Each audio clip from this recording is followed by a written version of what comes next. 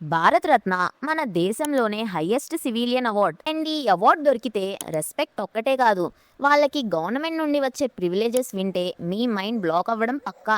Number 1, ఈ అవార్డ్కి వచ్చిన prize money మీద అసలు ఎంటైర్ లైఫ్ టైంలో ఇన్కమ్ ట్యాక్స్ అనేదే లేదు. మీన్స్ క్లీన్ అండ్ లీగల్గా ఫుల్ అమౌంట్ పాకెట్లో పడిపోతుంది. నెంబర్ 2, లైఫ్ టైం వరకు ఎయిర్ ఇండియాలో ఫస్ట్ క్లాస్ ట్రావెల్ అండ్ రైల్వేలో first class ticket free. Number 3, ఈ అవార్డు తీసుకున్న వాళ్ళు పార్లమెంట్ డిస్కషన్స్ లో పార్టిసిపేట్ చేయొచ్చు కూడా. స్టేటస్ ఏంటో తెలుసా? Equal to 4th rank cabinet minister. అంటే రెస్పెక్ట్ కి సెపరేట్ లెవెల్ ఉంటుంది. నెంబర్ 4, ఈ అవార్డు తీసుకున్న వాళ్ళు ఏ స్టేట్ కి వెళ్ళినా నార్మల్ గా ట్రావెల్ చేయరు. వాళ్ళ స్టేటస్ అనేది స్టేట్ గెస్ట్ లాగా ఉంటది.